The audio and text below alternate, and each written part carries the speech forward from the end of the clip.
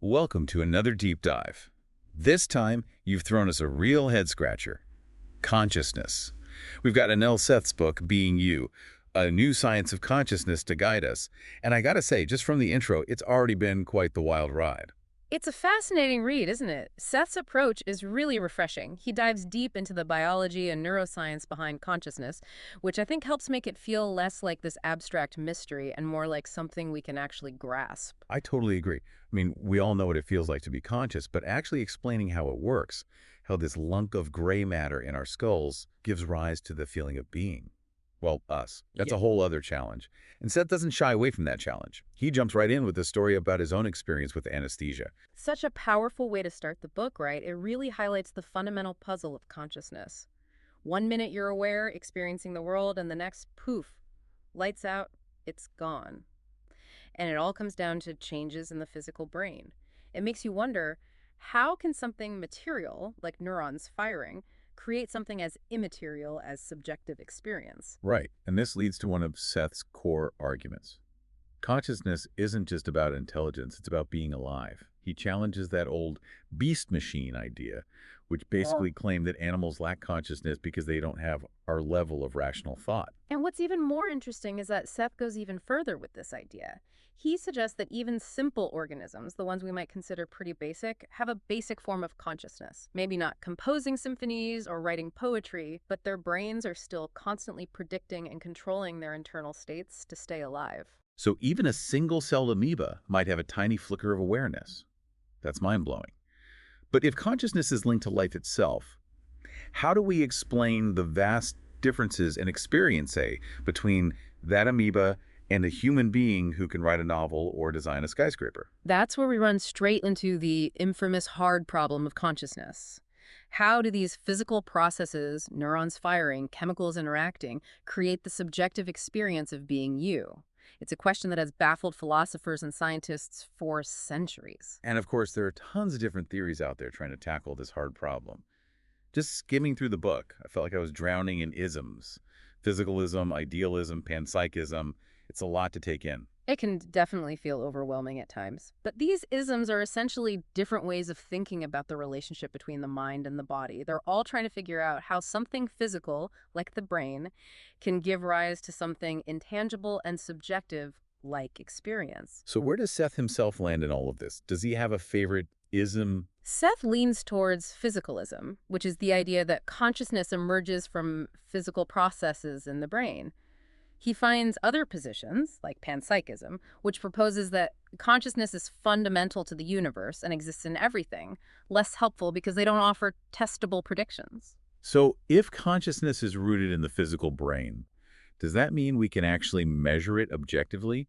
Can we put a number on consciousness? And this is where things get really exciting. Scientists are developing tools to do just that. Quantify consciousness.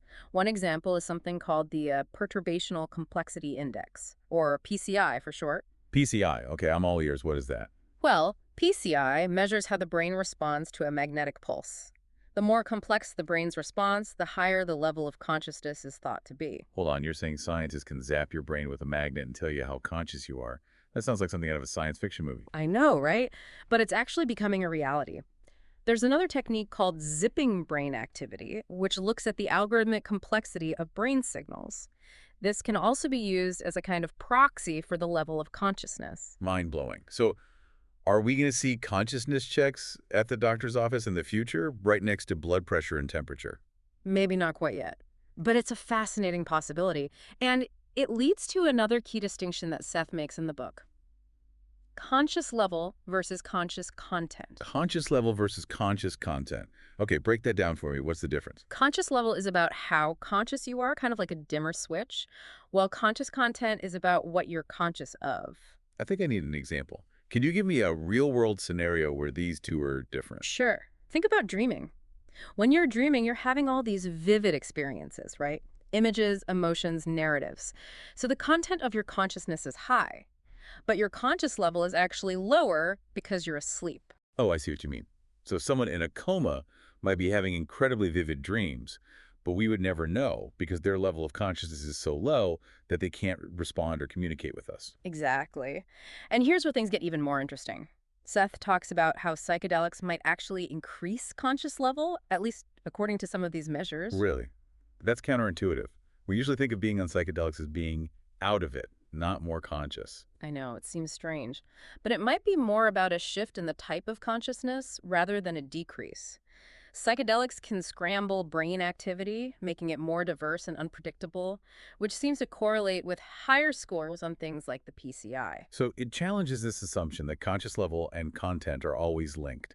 It's like psychedelics might be turning up the dimmer switch on consciousness, but also changing the channel, so to speak. Precisely, and that just opens up a whole new can of worms about how we define and measure different states of consciousness. It's a fascinating area of research. It really is amazing how much we still don't know about this thing we call consciousness. And speaking of things that are hard to grasp, Seth also delves into this really intriguing theory called integrated information theory, or IIT for short. Have you heard of this one? Oh, absolutely. IIT is one of the most talked about theories in the field right now. It's trying to provide a fundamental answer to the question, what is consciousness? Its core idea is that consciousness is integrated information. Okay, that sounds pretty abstract. I'm going to need a bit more explanation on that one. How do they even define integrated information? Well, they use this really clever analogy to help explain it. Temperature. Think about how we measure temperature. It's essentially a measure of how much the molecules in a substance are moving around, how much energy they have. IIT suggests that consciousness is similar, but instead of measuring molecular motion, we're measuring the amount of integrated information within a system. Okay, I'm starting to see the connection. But how do you actually measure this integrated information? It still seems pretty intangible to me. Right, it's not something we can just stick a thermometer into. But the basic idea is that you look at how much information a system generates as a whole compared to the information generated by its individual parts. The more interconnected and interdependent the parts of the system are, the higher the level of integrated information. They represent this measure of integrated information with the Greek letter phi, I. So if I'm understanding this correctly, a system like the human brain, with billions of neurons all interconnected and firing in complex patterns, would have a very high level of phi and therefore a high level of consciousness. Exactly. That's the basic premise of IIT. However, there's a big catch. Oh, what's the catch? Well, the catch is that actually calculating phi for any real-world system, especially something as complex as the brain, is incredibly difficult. In fact, some argue that it might be impossible with our current technology and understanding. So it's a theory that's really hard to test directly. That seems like a pretty big hurdle. It definitely makes it challenging to validate experimentally. However, even if IIT ultimately proves difficult to test or fully confirm, it has still stimulated a lot of new research and generated a lot of debate in the field, which is valuable in itself. It's pushing the boundaries of our thinking about consciousness. I could see that. It's definitely a thought-provoking theory. So, moving on from IIT, Seth also dedicates a good chunk of the book to the topic of perception. One of his key points is that our perceptions aren't just passive reflections of the world, but actually active constructions, models that our brains create. That's right. And this is where he introduces this fascinating concept of controlled hallucination. Our brains aren't just sitting back and passively receiving information from the senses. They're actively generating predictions about what's out there in the world based on our past experiences and the incoming sensory data. So it's like our brains are constantly creating their own best guess about reality based on what they already know and what our senses are telling us in the moment. Precisely. Our perceptions are essentially our brain's best guess, its interpretation of the sensory data it's receiving. And what's really interesting is that these best guesses can sometimes vary quite a bit from person to person. Okay, now I need an example. How can our perceptions be so different if we're all looking at the same thing? Well, a perfect example of this is the infamous the dress phenomenon that went viral a few years back. Do you remember that one? That picture of the dress that some people saw as blue and black, while others saw it as white and gold. Oh, yes, I remember that. It was all over the internet. Everyone was arguing about what color it really was. I think I saw it as white and gold, if I remember correctly. Interesting. Well, that's exactly the point. Different brains, with their unique wiring and different sets of past experiences, can arrive at very different best guesses about the lighting, the shadows, and the colors in that image, leading to those stark differences in perception. So even something as seemingly basic and objective as color perception is subjective, depending on how our individual brains interpret the information. That's wild. It really highlights how active a role our brains play in shaping our experience of reality. And this leads us to another crucial concept that Seth explores: prediction error minimization. Prediction error minimization. Okay, I have no idea what that means. You're going to have to break that down for me. Sure, it's actually a pretty simple idea once you get the hang of it. Basically, our brains are constantly comparing their predictions about the world to the actual sensory data they're receiving. And when there's a mismatch, when something happens that we didn't predict, our brains experience a prediction error. So like when you reach for your coffee cup and it's not there because someone moved it, that feeling of surprise and confusion would be a prediction error. Exactly. That's a great example. And while those prediction errors might feel jarring in the moment, they're actually incredibly important because they tell our brains that their model of the world needs updating. They help us learn and adapt. Oh, I see. So every time we're surprised by something, our brains are essentially getting a little wake-up call saying, hey, your model needs some tweaking. That's a great way to put it. It's a constant process of refinement and adaptation. Our brains are always working to minimize those prediction errors and create a more accurate representation of reality. This is all so fascinating. But it makes me wonder if our perceptions of the world are these constructed models, these controlled hallucinations, what about our sense of self? Is that a construction too? Is the me that I experience just another one of my brain's best guesses? That's a great question, and it takes us to one of Seth's most thought-provoking ideas. He argues that, just like our perception of the world, our sense of self is not a fixed, unchanging entity, but rather an ongoing construction, a kind of best guess that our brains are constantly updating. Wait, hold on. So you're saying that the me that I feel like, this continuous, stable self, is actually an illusion, just a product of my brain's activity? It might sound strange at first, but there's actually a lot of evidence to support this idea. There are some really cool illusions that demonstrate this, like the famous rubber hand illusion. Oh yeah, I've heard of that one. That's where they make you feel like a rubber hand is your own hand, right? Exactly. By cleverly manipulating sensory input, researchers can trick your brain into incorporating a fake hand into your sense of self. Even though you consciously know it's not your real hand, it's a powerful demonstration of how malleable our sense of self can be. It's a bit creepy, but also really amazing. So our brains are always working behind the scenes to create this feeling of a unified self, but it's not nearly as fixed and solid as we tend to think. Right. And there are even more extreme examples like out-of-body experiences, which can actually be induced in the lab using virtual reality technology. Really? So they can make people feel like they're floating outside of their bodies. It sounds crazy, but yes. And it shows that even our most basic sense of embodiment, the feeling of being located inside our own bodies, can be disrupted when our brains receive conflicting sensory information. It challenges our assumptions about the very nature of selfhood. Wow. This is definitely making me rethink everything I thought I knew about myself. So we've covered perception, we've talked about the self. Where do emotions fit into all of this? How do emotions work in this framework of the brain as a prediction machine? That's a great question, and it's something that Seth explores in detail. He argues that emotions are not just reactions to the world, they are active predictions about our own internal bodily states.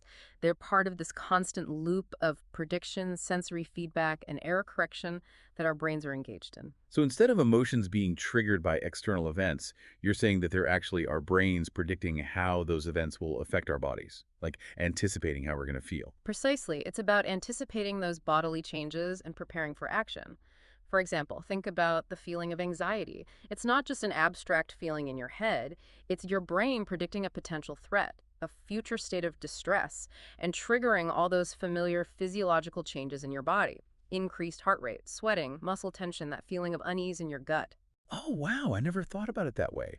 So our emotions are really deeply embodied. They're not just mental states, they're tied to our physical being in a very real way. Exactly. And this actually connects back to that beast machine concept that we talked about earlier. Seth argues that emotions are crucial for survival because they help us anticipate and respond to threats and opportunities in our environment. They prepare us to take action, whether it's fight, flight, or something else entirely. This is all so incredibly mind-expanding. It's Yeah. really changing the way I think about how my mind works, how all the pieces fit together. It's like we're peeling back the layers of consciousness and seeing this amazing interplay between brain, body, and the world around us. I love that analogy. And it leads us to some even bigger, even more mind-boggling questions like, could machines ever be conscious? Could we create artificial consciousness? Ah, yes. The age-old question of AI and consciousness. With artificial intelligence advancing so rapidly, it feels like we're getting closer and closer to that possibility, but also maybe further away in a way. You know what I mean? Yeah, I know exactly what you mean. It's such a complex issue. And Seth doesn't shy away from these questions either. He argues that just because a machine can achieve human-level intelligence, even surpass human intelligence in certain areas, doesn't necessarily mean that it's conscious. A machine might be able to pass the Turing test, meaning it can carry on a conversation so convincingly that you can't tell it's not human, but that doesn't prove that it has subjective experience. So how would we even know if a machine was truly conscious? What kind of test could we use to determine that? That's the million-dollar question. Seth proposes something called the Garland test as a potential way to assess machine consciousness. It goes beyond just language and behavior, looking for signs of that flexible, adaptive intelligence that we associate with consciousness in humans. So not just a machine that can solve complex problems or play chess at a grandmaster level, but a machine that can learn, adapt, be creative, come up with novel solutions, even surprise us with its insights. Exactly. That kind of genuine understanding, the ability to come up with truly new ideas, might suggest the presence of something like consciousness. It wouldn't be proof, of course, but it would be a very interesting sign.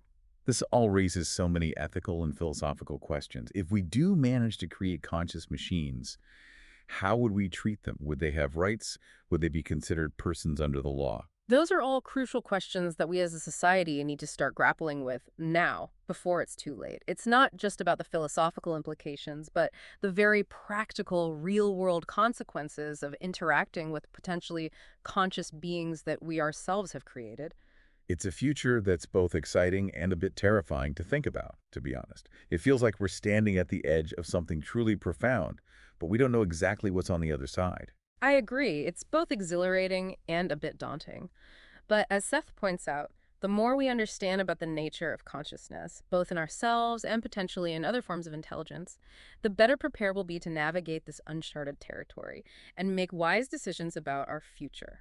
And that understanding starts with being willing to question our assumptions, Mm-hmm. to realize that even our most fundamental experiences, our perceptions, our sense of self, our emotions, are not necessarily what they seem. Exactly. It's about embracing the mystery of consciousness while also pursuing a scientific understanding of its inner workings. It's a journey of exploration, both inward and outward. And speaking of outward, Seth also touches on the fascinating question of animal consciousness. I mean, we humans have a tendency to assume that we're the only conscious beings on the planet. But is that really true? Yeah, it's a very human-centric way of looking at things, isn't it? Yeah. We assume that our way of experiencing the world is the only way, or at least the most important way. But Seth challenges that anthropocentric bias pretty directly. He says we shouldn't judge an animal's consciousness based solely on its intelligence or its ability to communicate with us in ways that we understand. Right. Just because a dog can't, write a symphony or solve complex equations doesn't mean that it's not experiencing the world in a rich and meaningful way. I mean, think about how much emotion a dog can express, how much joy they can feel just from playing fetch or going for a walk. I know, it's so true. They might not be pondering the meaning of life, but they're definitely experiencing it to the fullest. Seth even suggests that consciousness might be far more widespread in the animal kingdom than we traditionally thought. He uses the example of cephalopods, which are creatures like octopuses and squids. They have incredibly complex nervous systems and display some really remarkable intelligence. Octopuses are amazing. I saw this documentary once about how they can solve puzzles, use tools, and even escape from seemingly impossible situations. It's incredible. It really is. Can you imagine what it would be like to experience the world through 8 independently thinking arms?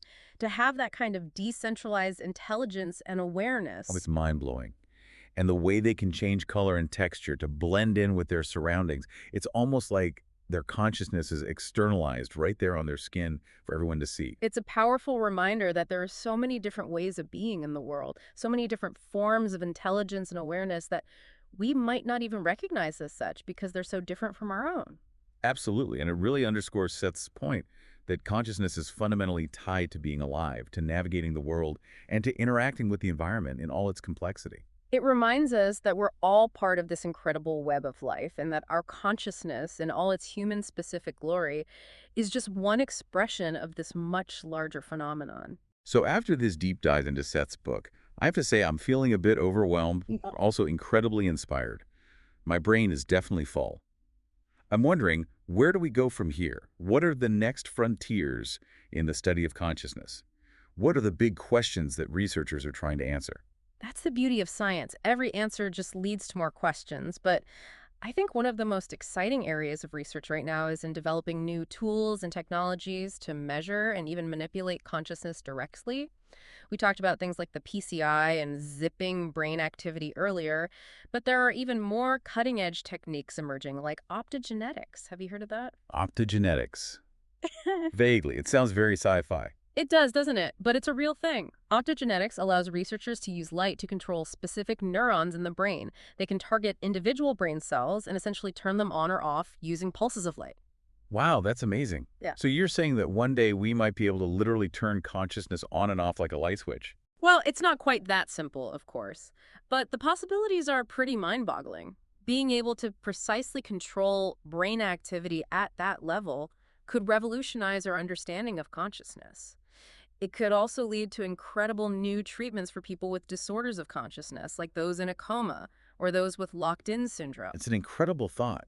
To be able to help someone regain consciousness, to free them from that kind of mental prison, would be a truly amazing thing. It would be a game changer for sure. And it highlights how important this research is. It's not just about solving a philosophical puzzle, it's about understanding the very essence of what makes us human and using that knowledge to improve lives and alleviate suffering. It's about cracking the code of consciousness, figuring out what it is, how it works, and what it means for us as individuals and as a species. Exactly. And as we continue to explore this inner universe, this amazing world inside our own heads, who knows what incredible discoveries await us. Well, I think my brain needs a break after all of that. Time to go for a walk and let all those new ideas sink in. Sounds like a great plan. Get out there, enjoy the fresh air, and maybe have a few more prediction errors along the way. I'll be sure to keep my eyes peeled for surprises. Until next time, keep diving deep into the fascinating world of consciousness. And for our listeners who want a quick recap of all the mind-bending ideas we've explored today, here are 10 key takeaways from our deep dive into Anil Seth's Being You. Number 1.